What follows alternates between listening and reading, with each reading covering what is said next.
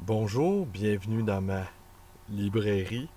Non, dans ma bibliothèque. Enfin de retour dans ma chère bibliothèque.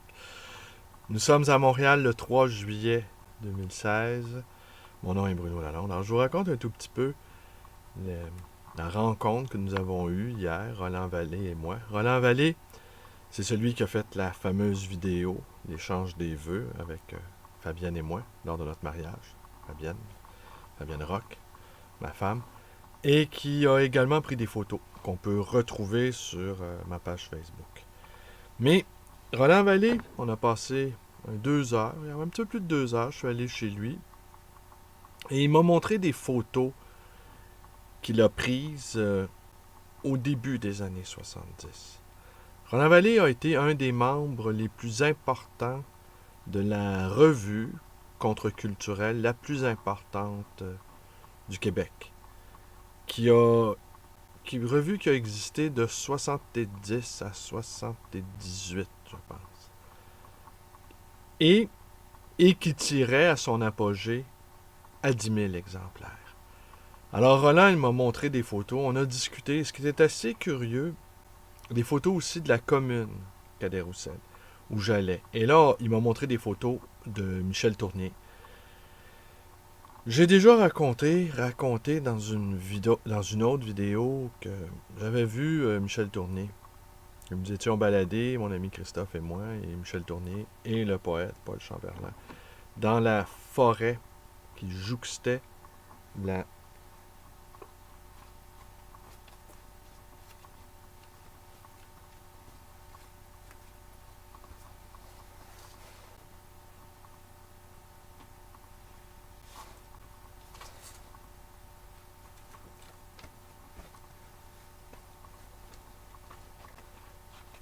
Je pense que je vous ai jamais montré Ginette. Ginette Roussy. C'est notre chatte. Vous voyez, comme elle est belle, cette Ginette-là. Et une chatte très, très affectueuse. Ginette. Donc, il m'a montré des photos de cet écrivain assez connu, décédé dans l'année, décédé à la fin de 2015. Michel Tournier. Oui, Ginette. Oui, ma belle Ginette.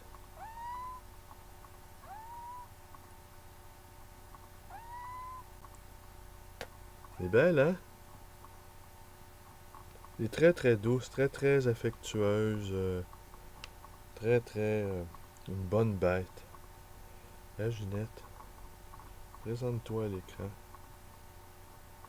Écoutez, je vais faire juste une vidéo sur Ginette, peut-être. Ginette Roussy. Parce qu'elle est un peu rousse et elle a le dos roux. Hein, Ginette? Ah. Alors donc, où en étais-je? C'était assez curieux de revoir les gens de cette commune-là. Rock, sa compagne, une autre jeune femme à l'époque qui est devenue une directrice d'un théâtre important aujourd'hui. Et j'avais l'impression de faire un sacré voyage dans le temps. J'étais un tout... bah, j'étais même pas un jeune homme, j'étais à peine un ado. J'avais 12 ans, 13 ans. Les frères Maheu, alors, de parti pris. Et c'était étonnant de, de voir ça. Donc, Roland, je me souviens pas de lui, mais Roland, donc, je l'ai côtoyé. On s'est croisés à plusieurs reprises tout le long de mon adolescence. Et, alors là, les photos, on y voyait entre autres les appartements qu'il habitait. Dans l'une des photos, on le voit nu aussi. On le voit également avec ses amoureuses. Et donc, les appartements, disais-je. Des tapis. Peu de meubles. En fait, pratiquement peu de meubles. Avoir des meubles, c'était bourgeois. Avoir trop de livres dans sa bibliothèque, c'était bourgeois. Mais dans ces appartements-là, des tapis épais, moelleux. euh, toujours le stéréo. Le fameux stéréo. Les disques. Et puis, au fond, la seule chose qui nous intéressait, c'était la culture. Et Roland, je reviens sur Roland ici. Roland a une chaîne. Pas beaucoup d'abonnés, je me suis abonné. Et sur cette chaîne-là, on y retrouve une très longue entrevue avec Michel Chevrier, mieux connu à l'époque sous le nom de la mère Michel, qui offrait des recettes dans la revue Mainmise.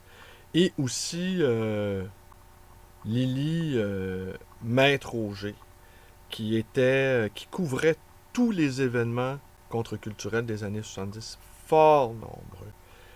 Et Lily Maître-Auger, dont la chronique s'appelait Québec électrique. Alors, ça faisait drôle. On a des photos aussi de ce qui était pour devenir l'UQAM. Alors, on y voit des magasins de disques qui avaient pignon sur rue, sur la rue Saint-Denis. Et sur l'une des photos, on voit annoncer le dernier disque de John Lennon et le dernier disque de Robert Charlebois. Alors, c'est assez extraordinaire de voir toute cette époque-là. Une époque dont on peut, je pense, légitimement, en tout cas par bien des aspects, avoir la nostalgie. Ce que dit d'ailleurs Madame Maître-Auger dans l'entretien qu'elle a accordé à Roland, c'est que tout semblait possible en ce temps-là. Aujourd'hui, tout semble plus compliqué. Et elle juge que les mécanismes de surveillance sont sans précédent, évidemment, mais les mécanismes aussi de communication sont sans précédent. Alors, moi, je dois vous avouer, je suis partagé entre les deux attitudes. Je sais une chose, par contre, il y a quelque chose qui me frappe beaucoup, beaucoup, beaucoup. C'est que pour maintenir les choses en l'état, pour maintenir le système, notre mode de fonctionnement, l'État, qui demande beaucoup, beaucoup, beaucoup d'énergie, beaucoup de travail, ça prend quasiment une cohésion absolue au niveau du politique et au niveau de la vie démocratique. Les gens, quoi qu'on en dise, tiennent beaucoup à leur mode de vie. Et ils sont prêts à faire des concessions incroyables pour le maintenir. Et ils sont prêts aussi à avoir une incroyable capacité à refuser le changement. C'est ça aussi qu'il faut noter. Alors prenez l'exemple juste notre système industriel. On vit dans une société industrielle qui peut en douter aujourd'hui. Bon, on peut appeler ça post-industriel si on veut. Mais il en demeure pas moins que pour rassurer la pérennité, le bon fonctionnement de ce système-là, ça demande une énergie du diable et ça demande qu'on ne perde pas de temps avec des considérations politiques ou idéologiques. Alors, on doit tous y aller comme ça. Et l'adhésion pas du plus grand nombre, mais la totalité des gens pour maintenir les choses en l'état est requise. Alors même quand on se pique d'être un réformiste, comme je le suis, on sait bien qu'on ne peut réformer les choses qu'à l'intérieur du système, qu'il n'y a pas d'alternative possible. Alors on peut, c'est effrayant à dire ça, il n'y a pas d'alternative possible. On peut adopter une posture qui nous permet de fantasmer sur une alternative, mais dans les faits, il n'y en a aucune, parce que si le système s'effondre, eh bien, ça va être un chaos inimaginable, et on sent que la complexité est telle qu'encore une fois, ça demande l'appui, l'aval, la participation enthousiaste de tout le monde. On est tous pris dans le même bateau, là. On n'est plus, je dirais, il n'y a même plus de gauche, il n'y a même plus de droite. Mais évidemment, cette mécanique-là fait qu'il y a une résurgence du sentiment de l'identité nationale. Il y a une résurgence également de certains narcissismes mal fondés, parce que le narcissisme primordial, lui, est nécessaire. Alors, c'est-à-dire s'occuper de soi et s'occuper de ce qui nous anime, de s'occuper de ce qui nous fait vibrer, de ce qui donne un sens à notre vie, est une nécessité pour chacun d'entre nous. S'occuper de soi est une nécessité. Mais encore là, ça a ses limites. Alors, c'est ce que je ressens. Et je ressens également une extrême... J'ai toujours l'impression que le numérique peut s'effondrer à tout moment. Vous voyez, un peu comme à l'image de cette mécanique-là dans laquelle nous sommes pris. J'ai l'impression qu'elle peut tomber en panne à tout moment. Et j'ai l'impression qu'on doit accumuler des preuves, on doit accumuler des textes encore, on doit accumuler des choses qui vont échapper à la panne générale, qu'obscurément chacun d'entre nous pressentons et que beaucoup, en tout cas plusieurs, obscurément espèrent. Parce qu'il y a beaucoup de gens qui espèrent que tout claque. Là. Il y a beaucoup de gens qui sont si mal dans leur peau, qui souhaiteraient entraîner leur propre... Ils souhaiteraient entraîner la société dans leur propre autodestruction. Ce qui est le cas des djihadistes. Mais bon, les djihadistes ne sont pas des nihilistes, comme je l'ai entendu. Je ne partage pas la vision d'André Glucksmann, qui en fait des nihilistes et qui en fait des héritiers qui en fait des héritiers des premiers terroristes au début du siècle. Non, pour moi, ils croient en quelque chose. Ils sont fondés de croire en ce qu'ils croient, mais évidemment, les méthodes utilisées sont parfaitement répréhensibles et contre-productives de mon point de vue. Là. Et sans doute du leur, même. Maintenant, ils ne sont pas là pour en discuter.